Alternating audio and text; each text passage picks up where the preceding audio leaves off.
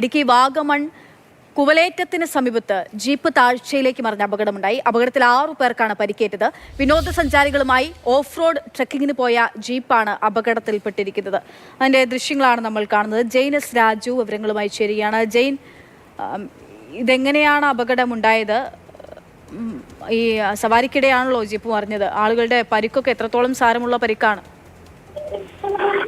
അക്ഷയ, ഇത് off road ട്രെക്കിങ്ങിന് പോയ വാഹനമാണ് അപകടത്തിൽപ്പെട്ടത്.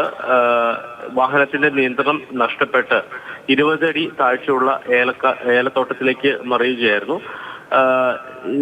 അപകടത്തിന് കാരണമായി പറയുന്നത് ഈ വാഹനം ഓടിക്കുന്നതിനിടയിൽ ഡ്രൈവർക്ക് ഫിക്സ് വന്നു എന്നുള്ളതാണ്.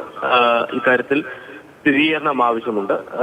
പ്രാഥമികമായിട്ട് ലഭ്യമാകുന്ന വിവരം വാഹനം ഓടിക്കുന്നതിനിടയിൽ ഡ്രൈവർക്ക് ഫിക്സ് വന്നു എന്നുള്ളതാണ്.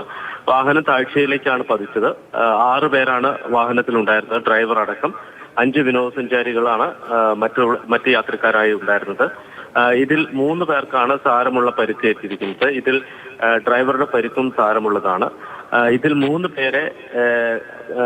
പേരിൽ 2 പേരെ പാലായിലെ താലൂക്ക് ആശുപത്രിയിലാണ് പ്രവേശിപ്പിച്ചിരിക്കുന്നത്. ഒരാളെ കോട്ടയം മെഡിക്കൽ കോളേജിലേക്ക് കൊണ്ടുപോയിട്ടുണ്ട്. ബാക്കി 3 പേർ പീരുമേട് താലൂക്ക് ആശുപത്രിയിൽ എത്തിച്ചിട്ടുണ്ട്. 3 പേരുടെ പരിക്കാണ് സാരമായിട്ടുള്ളത് എന്നുള്ളതാണ് മനസ്സിലാക്കുന്നത്. ഇതിനു മുമ്പും ഈ കുവലേറ്റം എന്ന് പറയുന്ന പ്രദേശത്ത് അപകടമുണ്ടായിട്ടുണ്ട്. വാഗമണ്ണിൽ നിന്ന് കോട്ടമലയിലേക്കുള്ള ഓഫ് റോഡ് ട്രെക്കിംഗ് നടത്തുന്ന ഒരു പാതയാണ്. ഈ കുവലേറ്റത്ത് വെച്ച് തന്നെ 2 തവണ ഇതിനു മുമ്പ് അപകടമുണ്ടായിട്ടുണ്ട്. നമുക്കറിയാം, ഓഫ് റോഡ് എന്ന് പറയുമ്പോൾ സ്വാഭാവികമായിട്ടും അത്ര കുറച്ച് സാഹസം നിറഞ്ഞ റോഡുകൾ തന്നെയായിരിക്കും. അവിടെ വെച്ചിട്ടാണ് ഈ വാഹനത്തിന് നിയന്ത്രണം നഷ്ടപ്പെട്ടത്. ശരി, ജെയിൻ എസ് രാജു വിവരങ്ങൾ നൽകിയത്. ഓഫ് റോഡ് ട്രെക്കിംഗ് നടത്തവയാണ് ഇത്തരത്തിൽ സവാരിക്കായി പോയിട്ടുള്ള ജീപ്പാണ് അപകടത്തിൽപ്പെട്ടിരിക്കുന്നത്.